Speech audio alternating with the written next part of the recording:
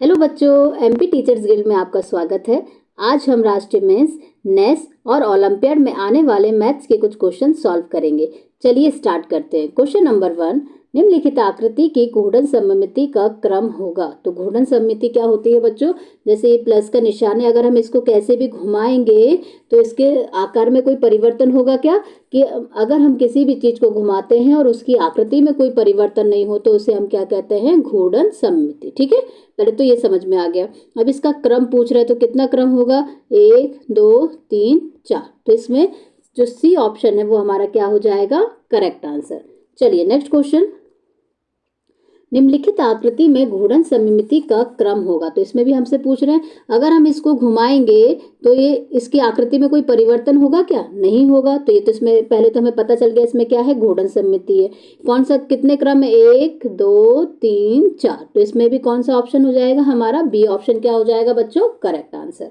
चलिए next question, ये हमें एक आकार दिया गया है, इसकी आकृति को क्या कहते हैं? तो ये वाली जो आकृति होती है उसे हम क्या कहते हैं? पिरामिड कहते हैं। ठीक है, चलिए नेक्स्ट क्वेश्चन, आकृति में फलकों की संख्या है। तो इस आकृति, ये हमें किसकी आकृति दिख रही है? घनाभ। तो घनाभ में फलकों की संख्या कितनी होती है? 6। ठीक है, घन और घनाभ में फलकों की संख्या कितनी होती है? 6। आपने डाइस खेला होगा, वो सांप सीढ़ी खेली होगी, तो उसमें हम जो वो करते हैं ना, पासा फेंकते हैं, तो पासे में कितने फलक होते हैं? 6 फलक होते हैं। तो घन और घनाभ में फलकों की संख्या बच्चों कितनी होती है? 6 होती है। ठीक है, आप लोग वो पासे को देखना, उसमें देखो गिनती आती 1 2 3 4 5 6 रहती है ना, तो फलकों की संख्या कितनी है? 6। चलिए नेक्स्ट क्वेश्चन, ये निम्नलिखित आकृति में शीर्ष होंगे। तो ये आकृति हमको दी गई, इसमें कोई शीर्ष होता है क्या? आपका वृत्त और जो गोला, उनमें कोई शीर्ष नहीं होता। ठीक है, तो डी ऑप्शन क्या हो जाएगा हमारा? Correct answer. चलिए नेक्स्ट क्वेश्चन, निम्नलिखित आकृति में कोरों की संख्या होती है। तो ये वाले आपको आकृति किसकी दिख रही है? घनाभ की। ठीक है, तो इसमें कोरों की संख्या कितनी होती है? 12।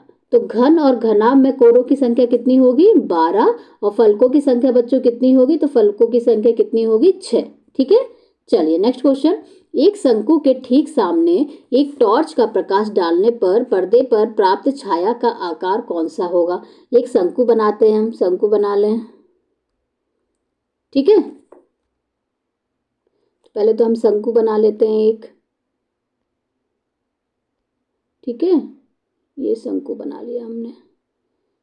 तो अगर इस पे एक टॉर्च का प्रकाश डाला जाए तो पर्दे पर प्राप्त छाया का आकार कैसा होगा? कैसा होगा आकार इसका? त्रिभुज के आकार की दिखेगी। ठीक है, तो हमारा जो बी ऑप्शन है वो क्या हो जाएगा बच्चों?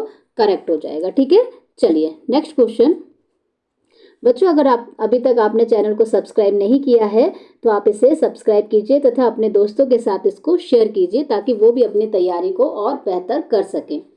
देखिए अगला क्वेश्चन, ठोस आकारों की विमाएं होती हैं। तो जो ठोस आकार हैं उनकी विमाएं कितनी होती हैं? विमाएं मतलब उनकी, देखो इधर कितनी होती हैं? एक तो लंबाई, चौड़ाई और लंबाई, चौड़ाई और ऊंचाई। कितनी विमा हुई? तो ठोस आकारों की कितनी विमाएं होती हैं?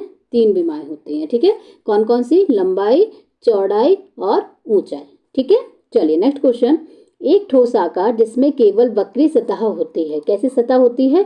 वक्री। वक्री मतलब कैसी? गोल सतह होती है, तो वो क्या कहलाएगा? गोला कहलाएगा। ठीक है, तो हमारा सी ऑप्शन क्या हो जाएगा? Correct answer.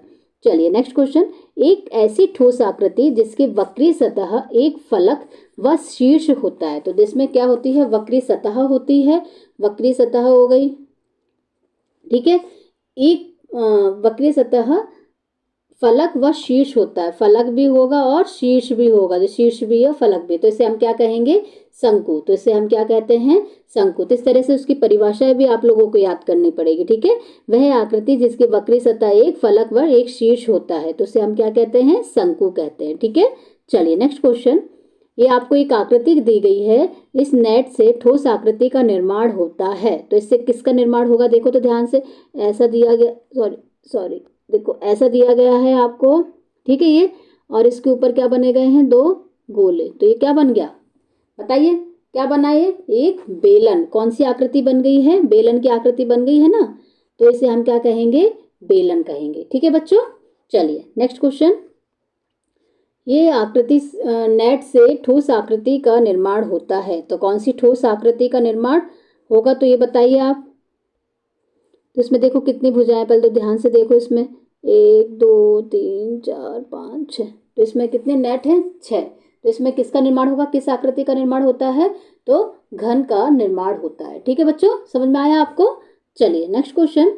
एक संतरे की अनुप्रस्थ काट कौन से आकार की होती है, तो एक जो संतरा होगा, अब देखो संतरा होगा ऐसा, ठीक है, और इसकी अनुप्रस्थ काट, अपन ने एक संतरा बना लिया, इसकी अनुप्रस्थ काट क्या कर दें अपन, अनुप्रस्थ काट कर दें, मतलब बीच में मोटाई से उसको काट दें, तो इसमें कौन सी आकृति बनेगी, बताओ बच्चों, कौन सी आकृति बन गई है, तो कौन सी आकृति बन गई है, वृत्ताकार दिख रही है ना, वृत्त के आकार की दिख रही है।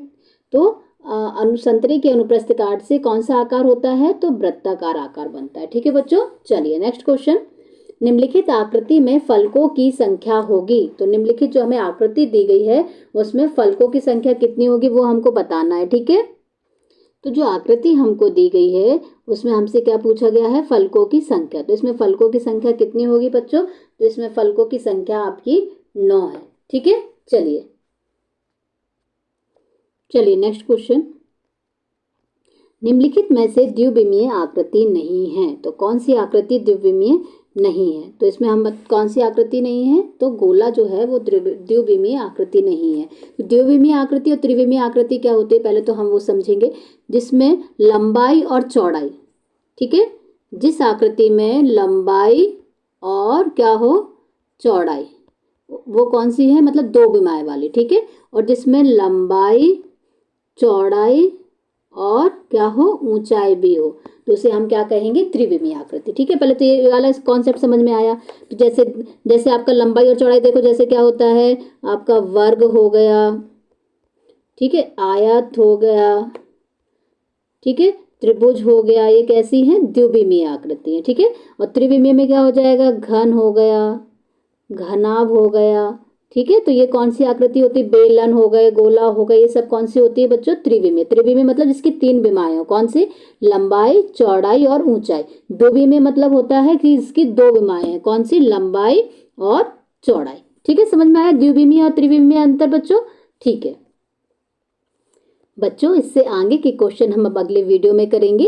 अगर आपको मेरा वीडियो पसंद आया हो तो इसे लाइक कीजिए, चैनल को सब्सक्राइब कीजिए, ताकि आने वाले वीडियो का नोटिफिकेशन आपको मिलता रहे, और अपने फ्रेंड्स के साथ इसको शेयर कीजिए। बाय बाय बच्चों।